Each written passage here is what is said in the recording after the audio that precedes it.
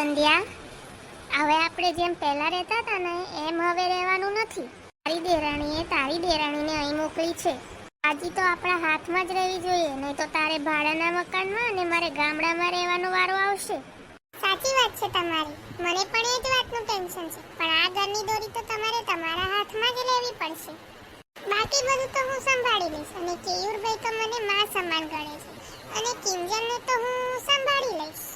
તો કાલે જ મારી દેરાણીનો ફોન આવ્યો હતો. એને મને કીધું હતું કે કિંજલ કામમાં બહુ જ હોશિયાર છે, એટલે આપણે તો એ બધી ઉપાધિ છે જ નહીં. એ કેયુર તો મને પૂછ્યા વગર પાણી પણ નથી પીતો. કેયુર તો આપણા બાજુ જ છે. બા, લગ્ન પછી તો ભલભલા માણસ બદલાઈ જાય છે. જો કેયુરભાઈ બદલાઈ ગયા ને તો આપણે તો રસ્તા ઉપર આવી જઈશું.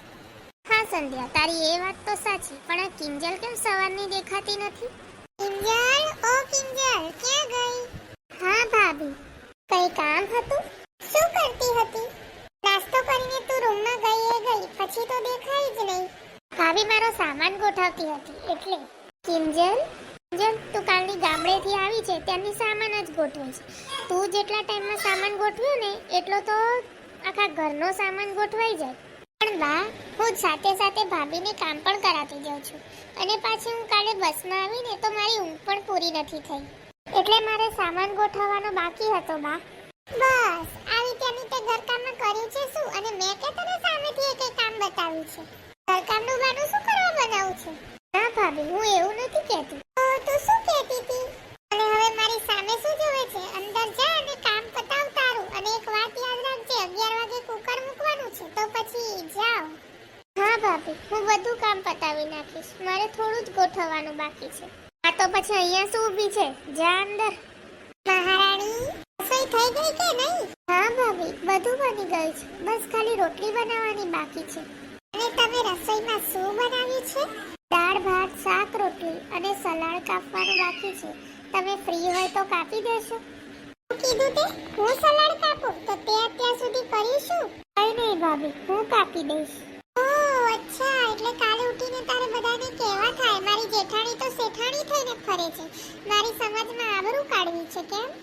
ના ના ભાભી, એવું નહોતું. આ તો મારે સામાન ગોઠવવાનો હતો ને એટલે મોડું થઈ ગયું. હું તને એમ નથી કહેતી, ખાલી એટલું જ કહું છું કે મોટાને કોઈ દિવસ કામ ન ચીંધાય, અને સાસરા આવે પછી મર્યાદામાં રહેવાય. સગાઈ પહેલા તને ખાલી એટલું જ કીધું હતું કે તું ડ્રેસ પહેરજે, પણ તું તો અહીંયા આવીને નાઈટ ડ્રેસમાં ફરવા લાગી. અને કાલે સવારે જેમ આજે સાડી પહેરી છે ને, એમ કાલ સવારે પણ સાડી જ પહેરી લેવાની. અને બીજી વાત, જે તું હસી હસીને સાગર સાથે વાત કરે છે ને, તો એ તારા જેઠ કહેવાય, તો તારે થોડી મર્યાદામાં રહેવાનું. એમને આ બધું નથી ગમતું. ભાભી, હું સગાઈ કરીને આવેલી ત્યારે ડ્રેસ અને જીન્સ જ પહેરતી હતી, અને સાગરભાઈ જોડે તો હું પહેલા પણ વાત કરતી હતી. જે હોય તે, અત્યારે તું આ ઘરમાં નવી છું, તો આ ઘરમાં અમે જે કહીએ ને એ જ તારે કરવાનું છે. પણ કઈ જ નહીં, જેટલું કહીએ ને એટલું જ કરવાનું. હવે છે ને ગરમા ગરમ રોટલી બનાવી દે. સાગર હમણાં આવતા જશે અને એને ગરમ રોટલી પસંદ છે, એટલે ગરમ રોટલી જ બનાવજે. સારું ભાભી. લગ્ન પહેલા કહેશે કે દીકરી, અને પછી લગ્ન પછી વહુ. મર્યાદામાં રહેજો. આ મારે બહાર જવું છે, કેયુરના રૂમાલ અને મોજા મુકાય ને એવું બોક્સ લેવા માટે.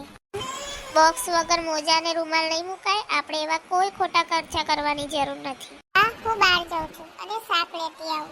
ગોવર્ધન કાકાના દીકરાની સગાઈ છે ને, તો તેમાં હું જે સાડી પહેરવાની છું ને એના માટે મારે નેલ પોલિશ લાવવાની છે, એટલે હું લેવા જાઉં છું. હા, તું જઈ આવ, પણ મારા કાનાના વાઘા લાવવાનું તું ભૂલતી નહીં. હા હા બા. અને તારે કઈ લાવવાનું છે? અભી હું તમારી સાથે આવું. મારે કેયુરના રૂમાલ અને મોજા મૂકવાનું બોક્સ લેવું છે. બોક્સ પછી લઈ લઈશું. આપણે બંને ઘરની બહાર જતા રહીશું તો બા એકલા પડી જશે. એમાં કોઈ મહેમાન આવે તો બા એકલા શું કરશે? એટલે તું કપડાની ઇસ્ત્રી પણ કરી નાખ અને રાતના જમવાની તૈયારી કરી નાખ. હા બેટા, જઈ આવ. અગર એ કમાય છે તો એમાંથી આપણે થોડી બચત તો કરવી જોઈએ ને. પોતાની જાતે જ માંગણીઓ ચાલુ થઈ ગઈ છે. સારો, હું કિંજલને બોલાવું. કિંજલ, ઓ કિંજલ, અહીંયા બહાર આવ. હા ભાભી, બોલો ને. શું બોલે? તે ક્યાં કઈ બોલવા જેવું રહેવા જ દીધું છે. શું થયું? ગામડે શું સરડા કરે? અહીં આવેલા તારે હજુ 2 દિવસ થયા છે, એમાં તો તે ઝઘડા ચાલુ કરી દીધા. હવે 2 જણીએ તને એવું શું દુઃખ આપી દીધું કે તારે ગામડે ફોન કરીને ફરિયાદ કરવી પડી? મેં કોઈ ફરિયાદ નથી કરી, મેં તો ખાલી વાત જ કરી હતી. આટલા ટાઈમથી સુરત રહીએ છીએ, ક્યારેય કોઈ દિવસ આવી રીતે ફોન નથી આવ્યો. એ લોકો જ્યારે બી વાર તહેવાર હોય ને ત્યારે જ ફોન કરે છે. અને આવી રીતે ક્યારે ઊંચા અવાજથી તો ક્યારેય કોઈએ વાત નથી કરી. તેવી તો ત્યાં શું મગજમારી કરી કે મમ્મી અને બા વચ્ચે મગજમારી થઈ ગઈ. તને કીધું હતું કે તું લઈ આવજે કેયુર માટે મોજા અને હાથ રૂમાલ મૂકવા માટે બોક્સ. અમે તને ક્યારે ના પાડી? તો બેટા સાસરીમાં રહીએ તો સાસરીના નિયમ પ્રમાણે રહેવું પડે. અને સદ્યા હવે તું બંધ થઈ જા. તો દીકરા તારે જે કંઈ પણ લેવું હોય તું લઈ આવજે બસ. બા આવી રીતે થોડું ચાલે? જા અંદર જા, તારું કામ કર. તમે એની બાજુ કેમ બોલ્યા? તમે એને આટલી બધી છૂટછાટ ના આપો. પહેલા શાંતિથી શ્વાસ લે અને મારી આખી વાત સાંભળ. ઘેરથી શારદાબાનો ફોન આવ્યો હતો. એમને એમ કીધું હતું કે જે મેળ ના પડતો હોય તો તમે બંને જુદા થઈ જજો. પછી મેં છે ને બંનેને શાંતિથી સમજાવી દીધા. પહેલા શારદાબેનને સમજાવે, પછી કિંજલને સમજાવી દીધું. હવે જે કહેવાનું હતું તે ઊંચા અવાજે કહી દીધું ને. હવે શાંતિ રાખવી પડશે, નહીં તો આપણે છેલ્લે ભોગવવા વાળો આવશે. આ તો મને ભૂલાઈ જ ગયું હતું. ચિંતા ના કર, આ બધું આપણા હાથમાં જ છે. ભાભી અને એમાં કઈ વાત વિશે વાત કરતા છે એ તો હવે મને જાણવું જ પડશે. કિંજલ, હા ભાભી.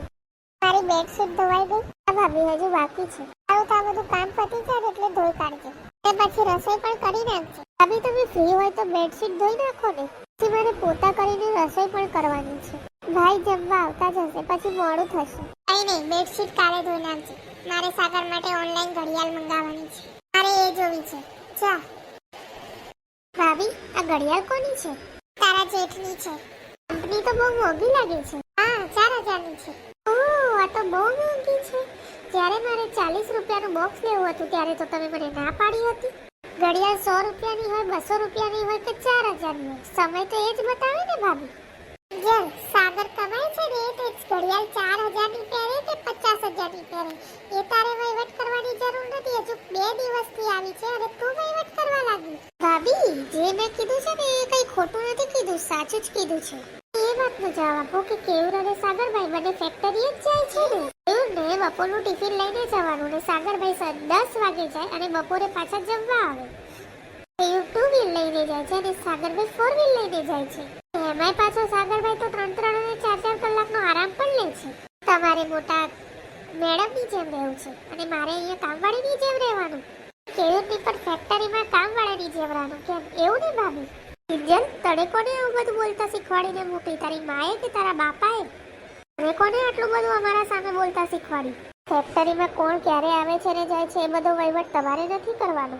અને તમે આ ઘરમાં રહો છો ને, તમારે એ બધો વ્યવહાર કરવાની જરૂર નથી. હું આ ઘરની વડીલ છું અને મને ખબર પડે છે કે સમાજમાં કેવી રીતે રહેવાય. હું તમારી પર કંટ્રોલ ના રાખું ને તો આ ઘરમાં બધું ઊંધું વળી જાય. માફ કરજો બા, હું તમારી વાતથી બધી પૂરેપૂરી સહેમત છું, પણ અમે તમારી સાથે નથી રહેતા. તમે અમારી સાથે રહો છો. આપણે મારા સસરા ખેતી સંભાળે છે અને કેવું રહ્યા ફેક્ટરી સંભાળે છે. સાગરભાઈ તો ઓફિસમાં જઈ ખાલી બેસે જ છે. એ બા, તમે વધારે પડતી તકલીફ થતી હોય તો આપણે જુદા થઈ જઈએ. મમ્મીને હમણાં જ ફોન કરીને કહી દઉં છું. આ કરવાની તો વાત કરવાની જ નહીં, સમજી ગઈ? અને આ ઘરનો વ્યવહાર તારા નથી કરવાનો તો હું જ ગામડે ફોન કરીને કહી દઈશ. આટલા વર્ષથી આ ઘરમાં પરણી આવી છે. મેં ક્યારે ઊંચા અવાજે વાત નથી કરી. એ આપણા ઘરની હાલત તો જો શું કરી છે. છે ને આપણો હસતો ખેલતો પરિવાર છે ને માળો વીખવા બેઠી છે. આ તમે બંને દેરાણી જેઠાણી 2 બહેનોની જેમ રહેતા હતા અને આપણે બંને પણ આ ઘરના માળાને વીખાવા નથી દીધો. આ તો બધાને અલગ કરીને આમ રડવાની કઈ જરૂર નથી. આપણે એક માળામાં સાથે રહેવું હોય ને તો સંપીને રહેવું પડે. અને પોતાનો સ્વાર્થ નહીં પણ પરિવારની ખુશી જોવાની હોય. પછી ભલે ને ઘરના કામ હોય કે બહારના કામ હોય, હળી મળીને જ કરવા પડે. તો શું આપણે હળી મળીને નથી રહેતા? ના બા, હું પણ જોઈન્ટ ફેમિલીમાંથી જ આવું છું. બધાનું સાંભળવું પડે. પછી ભલે ને ઉંમરમાં નાના હોય કે મોટા હોય, બચત બધાએ જ કરવાની હોય. મને અને કેવુંને બચત કરવાનું કહો છો અને ભાભીને તો છેક સુરતથી વરાછા લેવા મોકલો છો નેર પોલીસ. ભાભી પાછા મને એમ કહે છે તું જીન્સ અને ડ્રેસ પહેરે તારા જેઠને નથી ગમતું. ભાભી જીન્સ પહેરીને ફાર્મ ઉપર જાય એ ગમે છે. તમારે મોડર્ન થઈ રહ્યું છે. ભાભી, હું તમને મારા મોટા બેન ગણું છું. એ બા, હું તમને મારી માં સમાન ગણું છું. એ જે સવારે વાત કરતા હતા ને એ મારા કાને સાંભળી છે. એ પણ મને ખબર છે કે આ ઘર મારા સાસુ સસરાએ તમને લઈ આપ્યું છે અને ફેક્ટરી કેવી રીતે ઊભી કરી છે. એટલે તું અમને આ ઘરમાંથી જવાનું કે છે? એક વખત ખાલી કહી દે, હવે રાજી ખુશીથી જતા રહીશું. હું તમને જવાનું નથી કહેતી, પણ હળી મળીને સમજીને રહેવાનું કહું છું. પોતાના સ્વાર્થ માટે નહીં પણ પરિવારની ખુશી માટે જીવવાનું હોય છે. બેટા કિંજલ, આજે તે મારા પરિવારને બહુ મોટી શિક્ષા આપી. એ બહુ મોટી વાત કરી. સાચું કહું તો તું અમારા ઘરમાં આવી ત્યારે અમને એવું લાગતું હતું કે તું અમારા ઘરને વિખૂટા પાડવા આવી છે, ઝઘડો ઊભો કરવા આવી છે.